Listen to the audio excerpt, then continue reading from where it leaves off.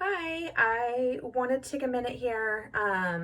I did have to bring in some extra light because it's getting kind of dark in my kitchen, but I bought this Pampered Chef cookie mold, the summer one, and I got it a few days ago, and I have to confess, I wasn't quite sure how to do it, what to do with it, and so I did some searches on YouTube and wasn't actually able to find a whole lot. So I've been playing this afternoon on accident, actually. I had one of, it says to use refrigerated cookie dough. This is what I had, sugar cookie dough. I got this for like 99 cents. And it does say to melt one stick, a half a cup of butter. But the butter that I had, I wasn't paying attention, and one stick was actually a full cup. So I was mixing my dough together, realized this is wrong, and added a second batch.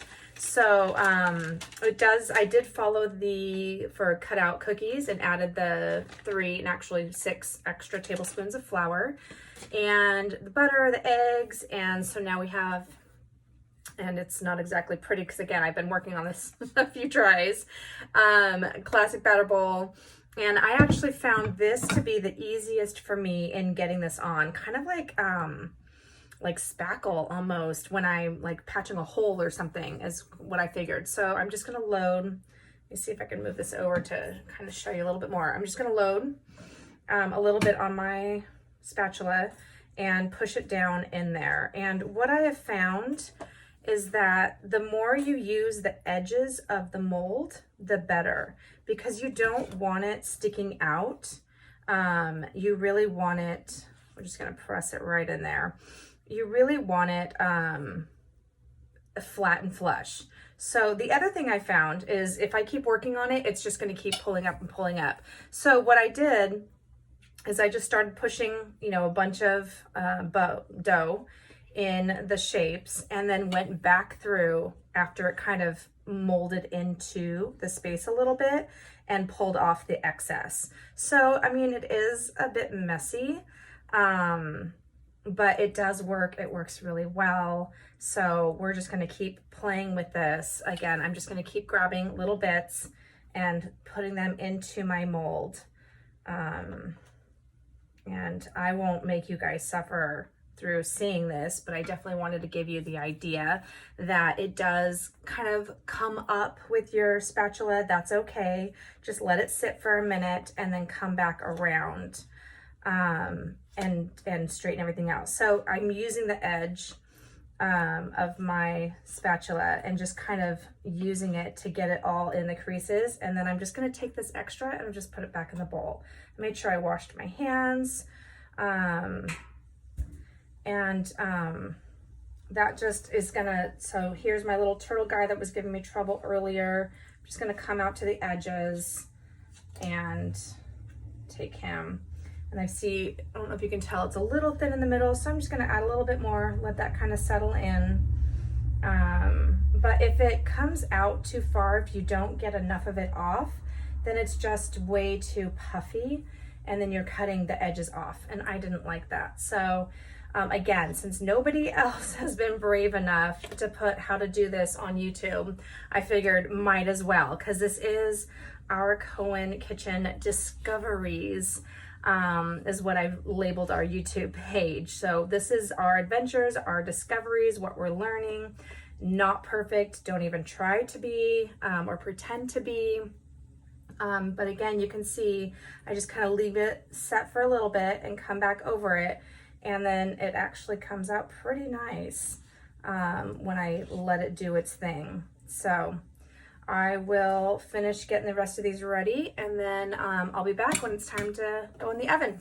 My heart is overflowing with a good theme. I'll recite my composition concerning the king.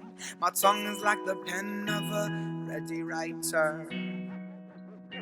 Say la.